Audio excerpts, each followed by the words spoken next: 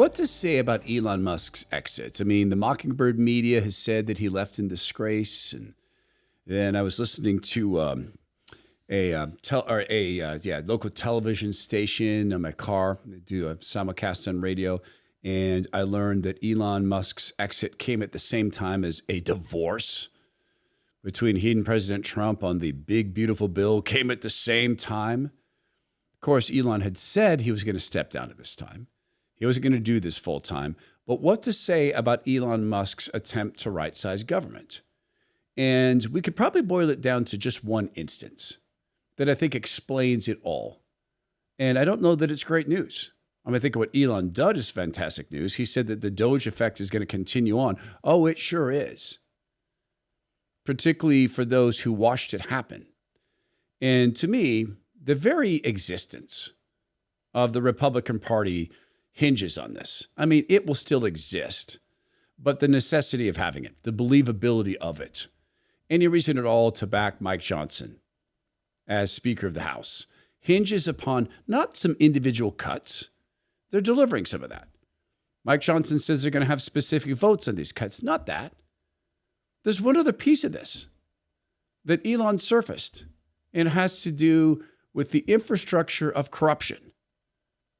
And on that topic, Elon is both heroic and misunderstood in terms of what they actually succeeded in proving.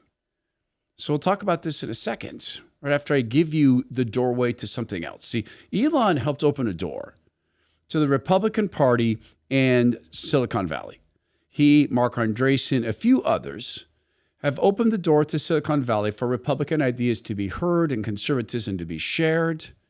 Topics like the border, topics like not destroying our own cities, topics like medical freedom, which should be a Republican Party calling card, topics like tariffs and topics like import exports, and in fact, backing cyber currencies, which I'm not in big favor of, but they are.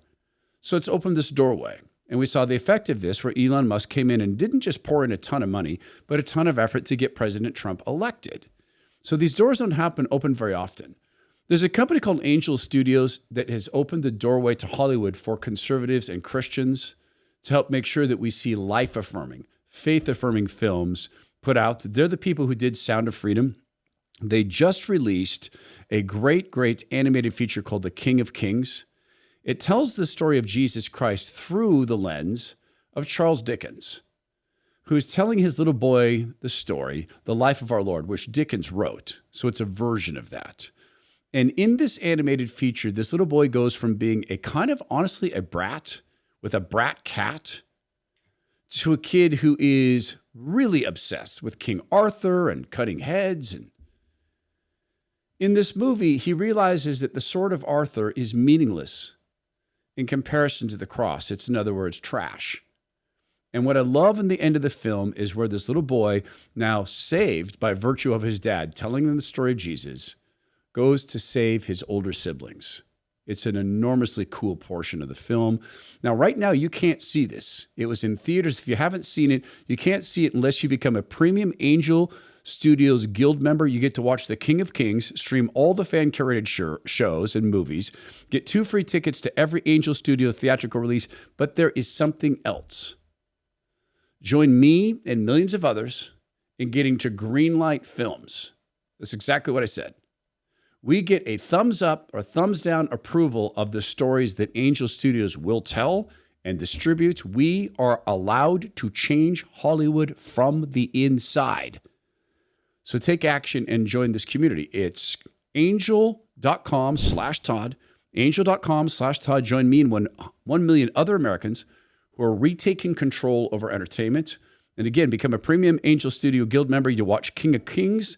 You can stream all the fan-curated shows and movies. You get 2 free tickets to every Angel Studio theatrical release. And you and I, we're taking control over Hollywood. Angel Studio, or probably angel.com/Todd. That's angel.com/Todd.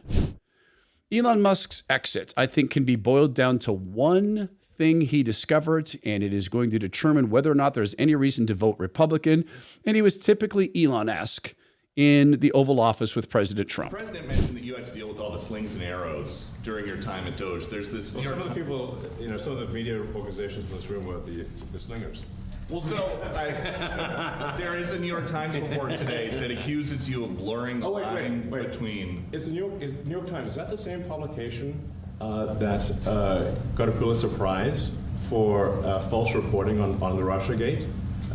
Is it the same organization? I got to check my Pulitzer counter. It is. I think the judge just ruled against the New York Times for their lies about the Russiagate hoax, and that they might have to give back that Pulitzer Prize. That New York Times, let's move on.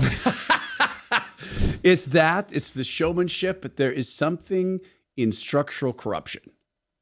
And Mike Johnson's speakership should rest upon this structural corruption. A Daily Caller reporter asked Musk a question, which is really just a set put. That's a volleyball term. A set put, so someone can slam it over the nets. What do you think would be easier, colonizing Mars or making the government efficient? It's a tough call, but I think colonizing Mars and making life multi-planetary is harder.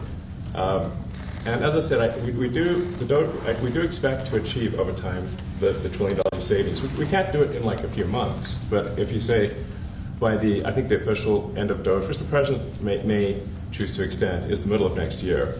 Say by the middle of next year, with the support of the president and Congress, could we achieve $1 trillion of savings? I think so. We're on track to do so. Do you have faith that Congress is going to? Go ahead.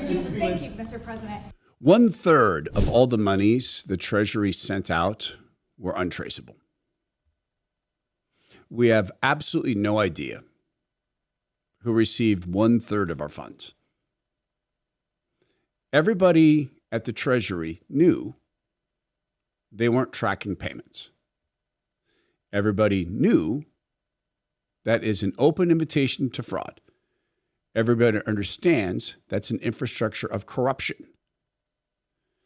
The Treasury never said no to a payment request.